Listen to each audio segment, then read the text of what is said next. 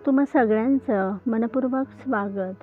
आज आपण specially non veg खाणाऱ्या खवय्यांसाठी एक रेसिपी बनवतोय आणि ही रेसिपी या खवय्यांना नक्कीच आवडणारी आहे। चला तर मग आपण ही क्रिस्पी आणि टेस्टी कोळंबीची भजी बनवूया।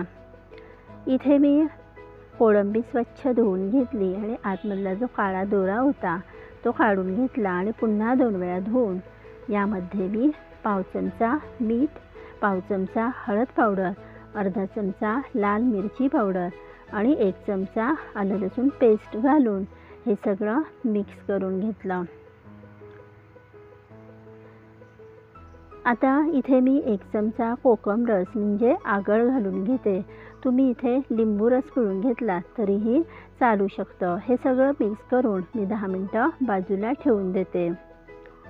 इथे मी एका भांड्यामध्ये 1 वाटी बेसन पीठ घेतलं आणि त्यामध्ये 2-3 चमचे तांदळाचं पीठ घालून घेतलं। आता इथे मी पाव चमचा हळद पावडर, अर्धा चमचा मिरची पावडर, अर्धा चमचा मीठ आणि चिमूटभर खायचा सोडा घालून घेतला। इथे मी अर्धी वाटी पाणी घातलं आणि आता हे सगळं मिक्स करून घेते।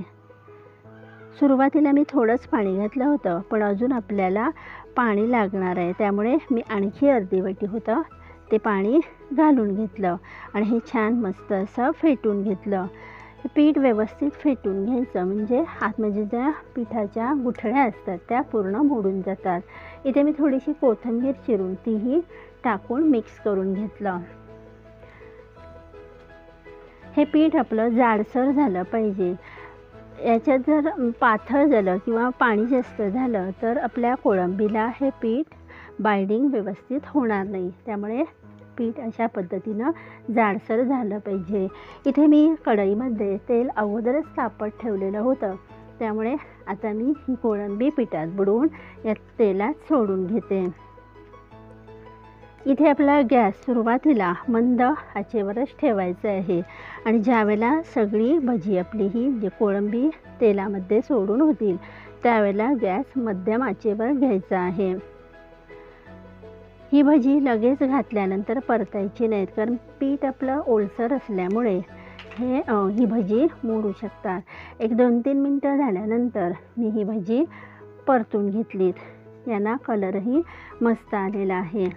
ही आपण तेलात तळल्यामुळे आतमध्ये जी कोळंबी असतात ती या तेलाच्या वाफेवर मस्तपैकी वाफवून येतात। अशा पद्धतीनं मी ही भजी परतून घेतली आणि पुन्हा 2-3 मिनटानंतर मी ही भजी काढून घेणार आहे। ही भजी गरम गरमच खायला खूप मस्त लागतात, कारण यामध्ये जी कोळंबी असतात ती थंड झाल्यानंतर त्या कोळंबीची वाफ या भज्यांना लागून ही भजी थोडीशी मऊ पडतात। त्यामुळे ही भजी केल्यानंतरच म्हणजे आपण जेवायला बसणार असतो त्याच्या अगोदर 15 मिनटं ही करून घ्यायची आहेत।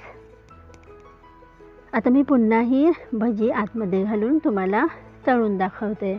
ही भजी चवीला फारच सुंदर लागतात, म्हणजे जे नॉनव्हेज खाणारे खवय्ये असतात त्यांना या नॉनव्हेजच्या वेगळ्या वेगळ्या डिश पाहिजे असतात, अशांना ही रेसिपी नक्कीच आवडेल। इथे मी शेंगदाणा तेलाचा वापर केला आहे, तुम्ही कुठल्याही तेलाचा वापर करू शकता। ही बघा आपली भजी मस्त फुगलेली आहे आणि ही गरम गरम असल्यामुळे क्रिस्पी आणि मस्त झालेली आहेत।